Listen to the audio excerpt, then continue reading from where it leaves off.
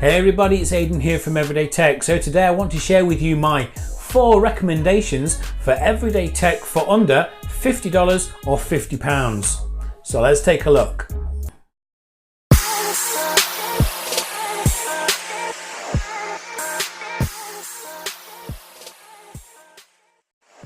Right, so my first pick of tech is one that's probably the most popular and most people that know about. It's the Amazon Echo Dot. Second or third generation are both great. The main difference between the two is that the third generation has much better sound quality than the second generation. Amazon says it's approximately 75% louder than the previous generation, and I can confirm it is much better. I actually have the third generation Dot behind me, and it is it's loud enough for my needs. I still prefer the speaker and the sound quality of the regular Echo. I think they are fantastic, but for on-off use at a desk, maybe in the kitchen for the radio, the Dot will do the job perfectly. If you're just looking for a regular assistant, then just go for whatever's cheapest at the time. The second generation will do the exact same job. If you already have speakers, see if they can connect to them either with audio input or with Bluetooth if your speakers are new enough to be able to do that. It's just something to consider. There's no point spending lots of money on a much bigger Echo if you already have great speakers that you can pair a Dot to. And at the Black Friday sales, you can get a second generation Dot for $19.99 and the third generation Dot for $24.99. They were a steal, and that's where I got mine from. But even now, as we speak, the third generation Dot is $29.99, which is still a fantastic buy, and it's definitely something I can recommend to anyone. So my next pick is the Yi Home camera. They do a static camera and 2 versions of it, a 720p and a 1080p. And I have used both, and I found them both to perform admirably. They don't have too much in the way of differences other than this slight camera quality, and on your phone you're not really going to see a difference. You can notice a difference if you're flicking between one and the other, but if you're on a budget, the 720p will perform excellent. The 1080p, again, is slightly better quality, but it does come at a more expensive price. They both have a 112-degree wide-angle lens, and they both have built-in microphones and speakers, so you can talk both ways, and that also works fantastic. I have used it between me and my wife when I've not been at home, and she hears me perfectly and I hear her perfectly. It also does have baby crying detection, so if it is placed in a nursery, if it does hear a baby cry, it will send notifications to your phone. I haven't been able to try this, and I can't tell you how reliable that is. I probably wouldn't recommend it as a baby monitor. It also has excellent night vision. I recently made myself jump when I got up in the morning and saw a notification, looked at a video, and there was a larger gentleman helping himself to juice in my fridge, and obviously it turned out to be me. But again, it was fantastic quality. I was able to make out my face with the night vision, and I was very pleased with how that performed. The actual camera itself does take SD card, and it's a micro SD, so you can record locally to the device. You can pay a subscription fee, and you can record onto Yi Cloud, but again, it's just another fee. Depending on where your cameras are going to be positioned, SD card will be the cheaper option. I have a few around my house. SD card will be absolutely fine. The cloud subscription service isn't expensive, and it does give you extra peace of mind if you want it. But for me, SD card is absolutely fine. But I can highly recommend these cameras. They are absolutely fantastic value for money. Okay guys, so my third recommendation for affordable tech is the Kasa HS100 Wi-Fi smart plug by TP-Link. I find this to be the Best all-round plug that I have used, and I have used a few.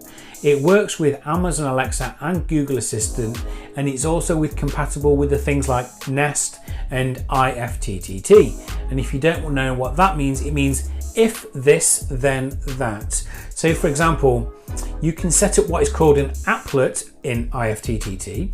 So if your Nest thermostat recognizes when you are away from home, it can turn your plugs off. If it recognizes when you're at home, then it can turn your plugs on. If you have a Nest thermostat, for example, you can set it up to have geofencing. So when you walk within a certain radius of your house, your heating will come on. When that happens, the Nest thermostat will tell your plug, your owner is home, turn the lamp on. And it's just got great integration. They have the most intuitive apps. They are the easiest to use. And it has features such as countdown. So if you have hair straighteners plugged into them, for example, you can have a countdown mode. So you could set it for like 10 minutes. So if you use your hair straighteners, ladies, obviously not me, and you think you've left them home, you wouldn't have to worry. Because if you've put them down, your plug can automatically, when it gets to 0, turn the switch off, which will in turn cut power to the straighteners. So it's just things like that that I just think are absolutely fantastic. There is another plug, it's called the HS110. It does exactly the same thing, but it does one other function, which is it monitors your energy consumption. I personally don't see the reason for this, and I don't see how practical it is to use. You either use it or you don't. I'm not going to turn a lamp off just because I think it may be using electricity. So I don't think it's worth the extra pennies. And you know, if you're very patient, you can also get the TP-Link plug on sale at Amazon. At the moment of time of recording in the UK, it's £19.99. In the Black Friday sale, I managed to get three plugs for £36, which is £12 a plug, which is far cheaper with an Amazon's plug, which I do have, which is at £25, and about the same price as the IKEA Tradford plug, but again that has much less integration and less features. So the TP-Link plug, yeah, big thumbs up. Right guys, so my fourth and final piece of tech under $50 is the Yi Action Discovery camera. Now this camera is a great introduction to action cameras. It's very affordable, so it won't be too much of an issue if you did break it early on.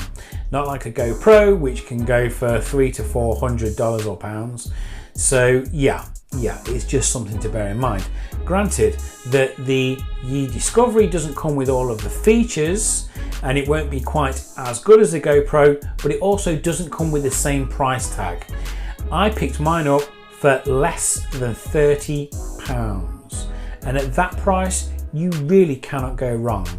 It is not the most feature packed, let's say, so it does do 4K video at 20 frames per second and 1080p at 30 frames per second, and it does shoot 8 megapixel photos.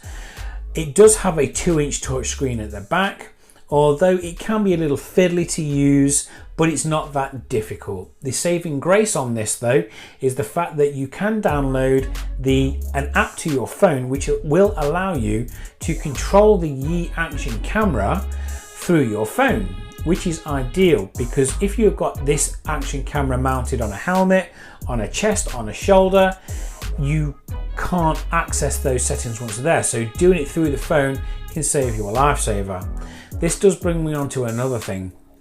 There is no accessories with this whatsoever. When you purchase it, you just get a camera, the battery, and a charging cable. If you want a case or a mount, anything like that, they have to be purchased separately. But again, at $30, it is not an issue really at all. There are lots of aftermarket products you can buy that will do you justice, and even if you bought a whole range of stuff, it's still going to work out a whole lot cheaper than buying just the GoPro by itself. The actual camera itself does support micro SD card up to 64 gigabytes, and that should be more than enough for any one big outing. The other thing that it has as well is Wi-Fi.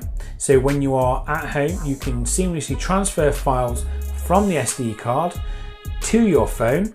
From the SD card in the camera, you can transfer them to your phone. For those of you that obviously post on social media, this is going to be such a time saver. You've not got to worry about taking the SD card out of the camera, sticking it in an adapter, putting it in a computer, downloading it, changing the file format or whatever, uploading it to Instagram, Twitter, or anything like that.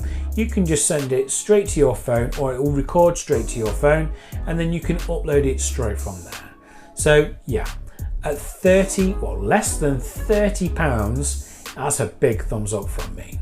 So guys, if you've enjoyed this, please like it. If you've really enjoyed it, then please subscribe to my channel just below here, and then you'll be notified anytime I do any tech news or tech reviews.